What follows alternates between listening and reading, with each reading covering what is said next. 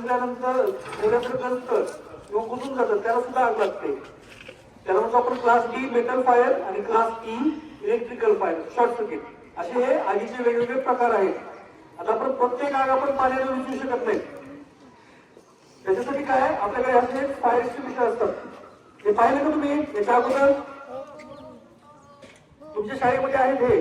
तुम्ही बाहेर पण गेल्यानंतर हे तुम्ही पाहिलं असेल किंवा तुम्ही पप्पांसोबत वगैरे पेट्रोल पंपवर जातात ना, पेट्रोल मध्ये गाडीत पेट्रोल भरायला, त्या ठिकाणी तुम्ही काही बकेट पाहिलेले असतात. त्या बकेटामध्ये वाळू असते. आता पेट्रोल पंपवर कशाची आग लागू शकते? Petrol diesel. जर समजा अशा ठिकाणी पेट्रोल डिझेलला जर आग लागली तर त्या ठिकाणी काय केलं जातं, ज्यावेळेस पेट्रोल डिझेलला आग लागते तर त्या बकेटामध्ये जे वाळू आहे ती वस्तू, समजा एखादा कागद आहे, आता कागद जर हातामध्ये पकडला तर आग लागेल का?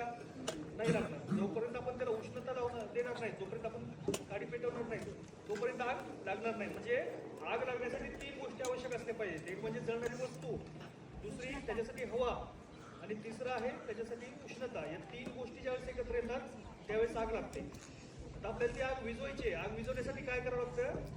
3 गोष्टीमधली एक गोष्ट कुठलीही कमी करायची. ज्यावेळेस आपण आगीवरती पाणी टाकतो त्यावेळेस काय होतं, त्या आगीमध्ये जी उष्णता आहे उष्णता कमी होते आणि आग विझते. किंवा मी जे सांगितलं, पेट्रोल पंपवर ज्यावेळेस तुम्ही आग लागते, ज्यावेळेस आपण ते वाळूचं बकेट त्या आगीवरती टाकतो त्यावेळेस काय होतं, त्याच्यामध्ये जी हवा आहे ती हवा कमी होते.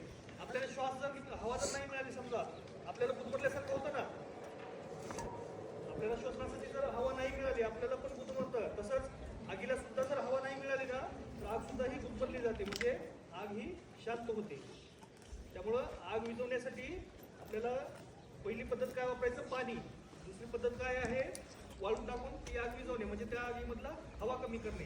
आणि तिसऱ्या ठिकाणी काय करायचं आहे, जळणारी वस्तू आपण कमी करून ती आग विझू शकतो. समजा तुमच्या शाळेमध्ये लायब्ररी आहे, आपल्याकडे पुस्तक